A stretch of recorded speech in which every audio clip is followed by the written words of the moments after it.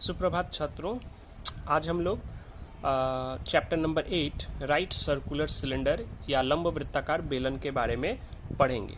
इससे पहले ही मैंने तुम लोग को क्लास नोट शेयर कर दिया हूँ। तुम लोग उस क्लास नोट को अपने कॉपी में उतार के क्वेश्चंस को और जो सोल्यूशन है उसको अच्छे से देखोगे और इस चैप्टर के जो मैं इस वीडियो में और आगे आने वाला जो दूसरा वीडियो उसमें उन प्रश्नों का हल को भी डिस्कस करेंगे। तो सबसे पहले देख लो कि ये राइट सर्कुलर सिलेंडर क्या है। अब देखो, जैसे यहाँ पे दो सिलेंडर दिया हुआ, ये भी सिलेंडर है, लेकिन ये जो सिलेंडर है ये राइट सर्कुलर नहीं है। क्यों? क्योंकि अगर मैं इसके सतह पर इसके जो कि एक सर्कल है उसका केंद्र बिंदु पर अगर एक लंब बनाता हूँ, एक परपेंडिकुलर बनाता हूँ, तो देखोगे ये परपेंडिकुलर से जो इसका दूरी है, ये सिलेंडर का जो वक्र तल का दूरी है वो समान नहीं है। यहाँ पे कम है, यहाँ पे ज़्यादा है। ठीक है, तो ये इसका अगर मैं एक्सिस बनाऊं तो इसका एक्सिस बनेगा, इसका जो अक्ष बनेगा वो कुछ इस प्रकार का होगा। तो ये और इसका जो सतह है जो कि एक वृत्त है, एक सर्कल है, उसके बीच का जो एंगल है ये 90 डिग्री नहीं है, ये 90 डिग्री का नहीं है। ठीक है, इसका नाम मान लो है थीटा। लेकिन अगर एक ऐसा सिलेंडर हो जिसका जो अक्ष है उस अक्ष पर सर्कल का केंद्र बिंदु है, इस पर अगर मैं एक अक्ष बनाता हूं तो देखो ये जो वृत्त है इसका जो रेडियस है या अर्धव्यास है, इस अर्धव्यास और इसका जो अक्ष है इसके बीच में देखो 90 डिग्री का एंगल बन रहा है। तो ऐसा सिलेंडर, इस प्रकार का सिलेंडर जो है जिसका एक्सिस एवं जो अर्धव्यास है इसके सतह का जो सर्कुलर हिस्सा है, इसका जो अर्धव्यास है, इसके बीच में अगर 90 डिग्री का कोण हो तो ये राइट सर्कुलर सिलेंडर या लंब वृत्ताकार सिलेंडर कहलाएगा।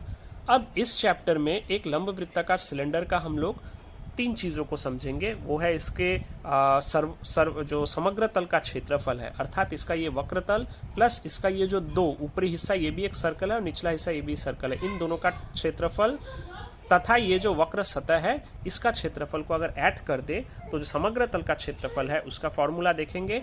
इस राइट सर्कुलर सिलेंडर लंब वृत्ताकार सिलेंडर का हम लोग आयतन को देखेंगे, ये दो चीज देखेंगे, तथा इसका जो वक्र तल है केवल वक्र तल का सतह को का जो क्षेत्रफल है उसको भी समझेंगे। इसके अलावा ये जो सिलेंडर यहाँ पे बताया गया ये ठोस सिलेंडर है। अगर ये सिलेंडर खोखला हो या फिर एक खोखला मतलब एक पाइप जैसा हो जहाँ पे इसमें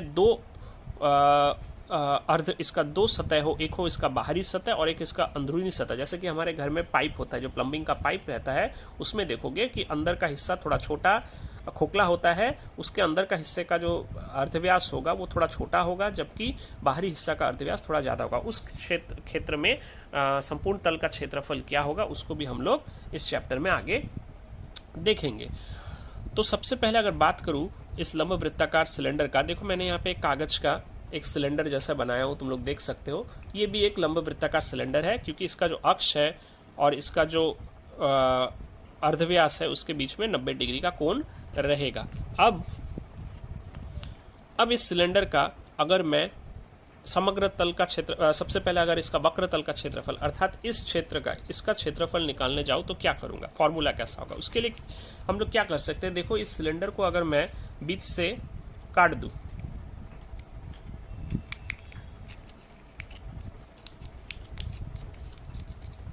देखो इस सिलेंडर को मैंने बीच से काट दिया। अब जब मैं इसको खोल रहा हूं तो इसका आकार कैसा हो गया, एक आयत का आकार हो गया, एक रेक्टेंगल का आकार हो गया। तो इसका जो क्षेत्रफल होगा, इस सिलेंडर का क्षेत्रफल वही होगा जो इस आयत का क्षेत्रफल है, अर्थात लंबाई गुना चौड़ाई।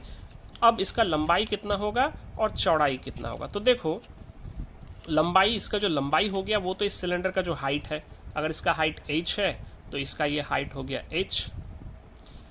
लेकिन ये क्या होगा, ये क्या होगा, इसका हाइट क्या है, इसका ये जो क्षेत्र है इसका चौड़ाई कितना होगा। अब हम लोग जानते हैं जब ये सिलेंडर गोल था तो ये एक सर्कल बना हुआ था, और हम लोग सर्कल के मामले में जानते हैं ये उसका परिधि कहलाता है, सर्कमफरेंस कहलाता है। तो सर्कल का सर्कमफरेंस का फॉर्मूला होता है 2πr। तो ये जो क्षेत्र है ये हो गया 2πr। तो एरिया क्या हो जाएगा, एरिया हो जाएगा लंबाई गुना चौड़ाई, अर्थात 2πr इंटू h। तो ये हो गया हमारा सिलेंडर का वक्र तल का जो कर्व सरफेस है इसका क्षेत्रफल। ठीक है, तो वही यहाँ पे बताया गया है कि आयताकार कागज का जो क्षेत्रफल है वो हो गया 2 पाई RH। तो ये फॉर्मूला हमको एक मिल गया। इसी चीज़ को मैंने कॉपी में लिख के तुम लोग के लिए समझाया हूँ, यहाँ पे तुम लोग देख सकते हो। मैंने इसका नोट भी तुम लोग को भेज दिया हूँ। तो देखो यहाँ पे जो फॉर्मूला हो गया वो हो गया 2 पाई RH। तो ये पहला फॉर्मूला था। कर्व सरफेस को मैंने S द्वारा दर्शाया। अब संपूर्ण तल का क्षेत्रफल क्या होगा? तो देखो संपूर्ण तल का क्षेत्रफल होगा पार्श्व तल या वक्र तल का क्षेत्रफल, मतलब 2 पाई RH प्लस, अब ध्यान दो यहाँ पे कितने सर्कल है। ये जो मैंने सिलेंडर बनाया था इसमें कितने सर्कल है? एक सर्कल ये है सर्कुलर क्षेत्रफल और एक सर्कुलर क्षेत्रफल इसके नीचे है।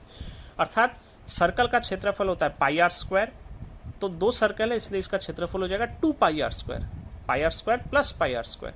अब अगर मैं कॉमन ले लूँ 2 पाई R तो अंदर रह गया R प्लस H। तो ये हो गया संपूर्ण तल का क्षेत्रफल और ये हमने देखा था पार्श्व तल का क्षेत्रफल। आखिरी में जो है वो है लंबवृत्ताकार बेलन का आयतन। तो आयतन जो होगा वो होगा, फॉर्मूला जो होगा वॉल्यूम का वो होगा पाई R स्क्वायर H।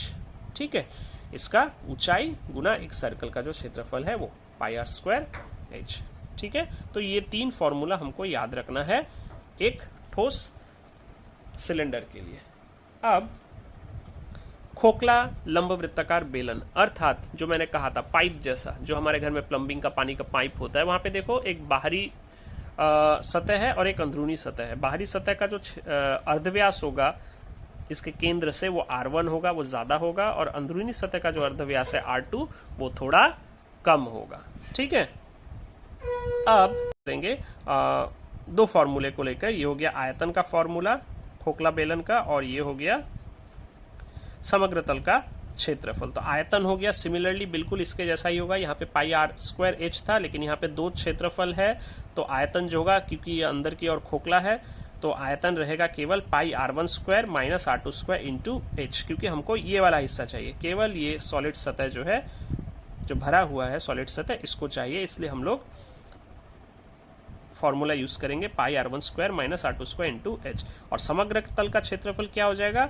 जो पहला फॉर्मूला था संपूर्ण तल का क्षेत्रफल का 2 पाई R into R plus H, उसी को हम लोग यूज करेंगे यहाँ। लेकिन यहाँ पे 2 क्षेत्रफल है इसलिए पहला हो जाएगा 2 पाई R1 plus R2 plus H plus 2 पाई।